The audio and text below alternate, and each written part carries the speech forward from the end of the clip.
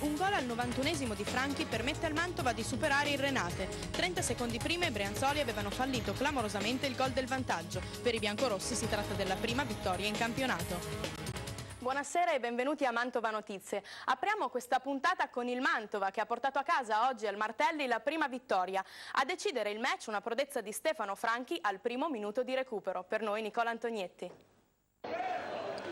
A volte bastano davvero 30 secondi per cambiare un campionato. Tanti ne sono passati da quando il Renate al 90esimo sfiorava prima con Cavalli e poi con Gaeta il gol del clamoroso vantaggio, a quando Franchi, fino a quel momento piuttosto in ombra, tirava fuori dal cilindro un tiro di rara bellezza che andava a incastonarsi all'incrocio dei pali. Il Mantova ha vinto e vive in Mantova. Vittorie come quella di oggi non portano solo 3 punti preziosi, ma anche tantissimo morale ultimamente finito un po' sotto i tacchi.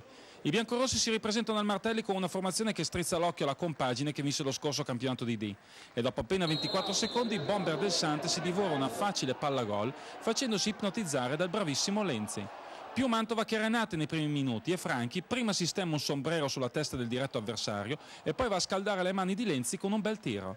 Ci prova anche 5-2 minuti dopo, ma la sua conclusione è ben preparata e scialato di pochissimo. I nerazzurri brianzoli provano a mettere il naso fuori, ma è ancora Mantova alla mezz'ora.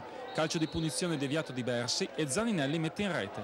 Il signor Paolini di Ascoli Piceno ravvisa però un dubbio fuorigioco e annulla la rete del Mantova. I biancorossi sfiorano ancora il gol al 36esimo con Caruso di testa, ma tremano 4 minuti dopo.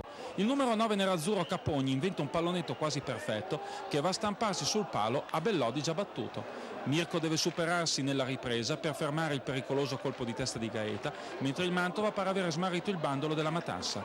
Solo alla mezz'ora il primo tiro in porta con Franchi, peraltro abbastanza prevedibile.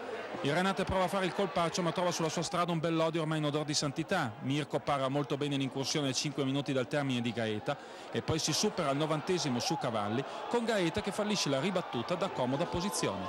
E quando i titoli di coda stanno ormai per scendere, ecco arrivare la prodezza di Tanino. Missile di Franchi all'incrocio dei pali e gioia inarrestabile per tutti. E ora a San Bonifacio a caccia di conferme.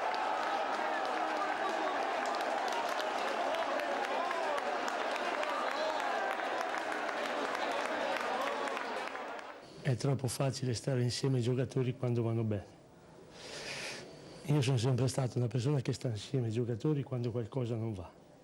E se dopo 1, 2 o 3 domeniche un giocatore vedo che fa fatica a far gol, ma ce l'ha nel suo DNA, io vado a morire con lui, tanto prima o dopo lo deve fare. E questo me lo ripagano i miei giocatori, questo è il nostro spogliatoio, questo è il nostro modo di vivere calcio in questo gruppo qui. Quindi io starò sempre dalla parte di quelli che gli altri fischiano.